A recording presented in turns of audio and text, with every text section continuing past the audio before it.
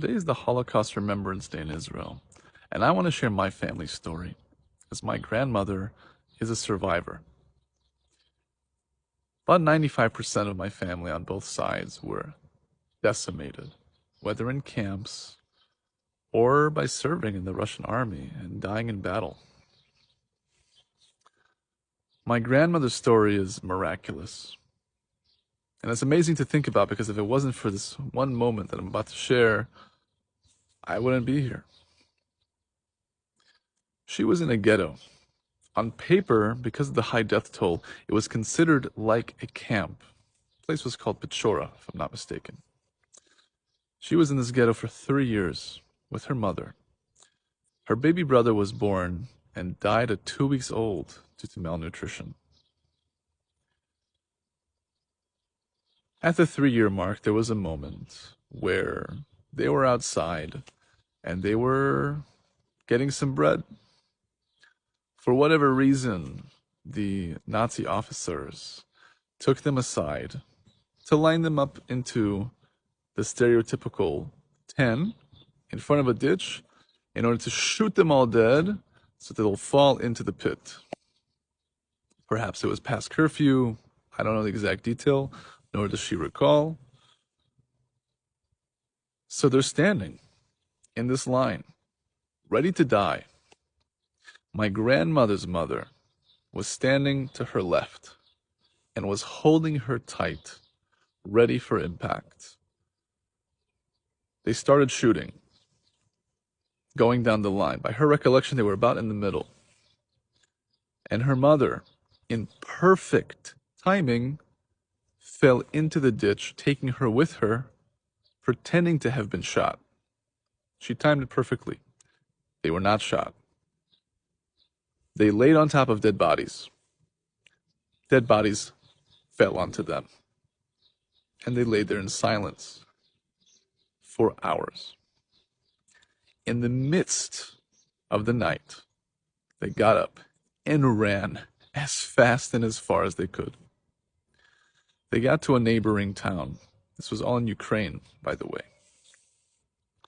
They got to a neighboring town, and by God's grace, found a righteous Ukrainian home, a non-Jewish home, that took them in. My grandmother remained in this home as a maidservant, hiding in the attic for 3 years. And her mother found another righteous Gentile home that also took her in. Her mother would visit her twice a month, would bring her some bread and some food. My grandmother experienced this between 7 and 10 years old. Understandably so, it was traumatic to the degree that my grandmother named her twin sons Roman and Vladimir. Not the most Jewish names, but the secret of the name was that her intention was my father, Roman, was Ruvain, and his brother, Vladimir, was based off of Volk, which means Zev, a wolf in Hebrew or Yiddish.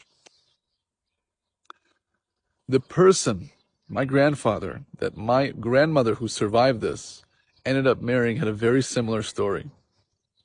He was also living in Ukraine at the time, and as soon as the neighbors heard that the Nazis were on their way, they wanted to take it into their own hands.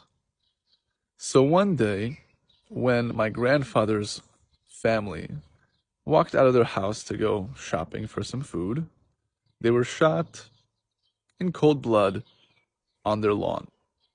Entire family dead. The Ukrainians wanted to get on the good side of the Nazis before they came. Say, hey, we're already doing some of your job for you. It just so happens that my grandfather at the time was in a different town for whatever reason with his parents. And they should have been there with the rest of the family, and for whatever reason, it was not the case. And they escaped to Siberia, where his father works some very tough jobs to make ends meet. But the entire family was annihilated otherwise.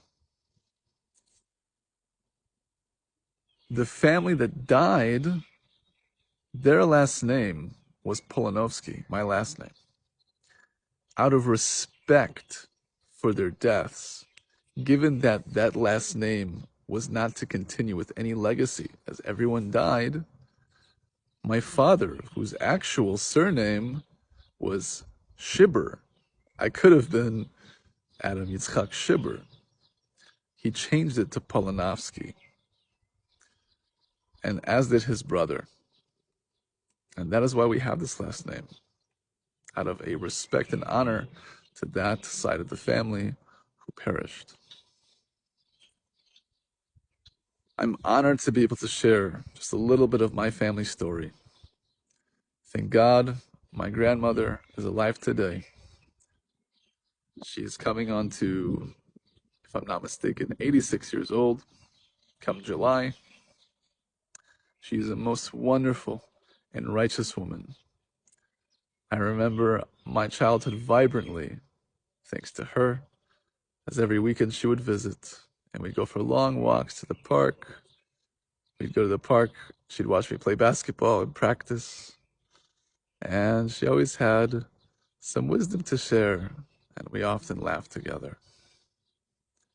And I wish her well, and I wish that she lives until 120. This is a day, obviously, that we should never forget. And the bitter truth is that another Holocaust is very real and is very possible. And it's due to our baseless hatred. Our sages gave us an equation for all of human history that when the Jews baselessly hate each other, then the non-Jews will enact anti-Semitism as a piece of the program in the system of reality to remind the Jew who he really is. Meaning, the Jew has a mission, a responsibility to cultivate their own inner work and reach slowly but surely towards unconditional love for all of humanity. But obviously, what is more natural, first and foremost, is our own nuclear family, our brothers and sisters, our communities. If we can successfully build a community in the state of Israel of unconditional love, then we can teach that to the world. That's what it means to be a treasured nation, the chosen nation. It does not mean we're better. And God has zero national preference, says the Bala Sulam. He even goes as far as to say anyone who thinks God has a national preference is insane. It makes no sense. God loves all of his children equally. It just so happens that he gave the Jewish people a very big wisdom and responsibility. And we are to use our wisdom.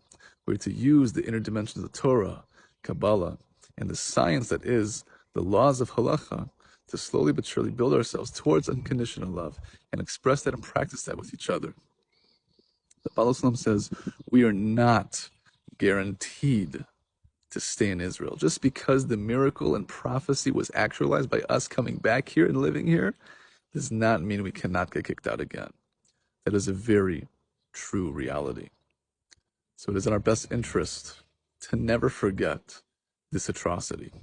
One of the darkest moments in all of human history, so that it inspires us to do what we can and to do our best to cultivate baseless love and not baseless hatred. Let's do our part.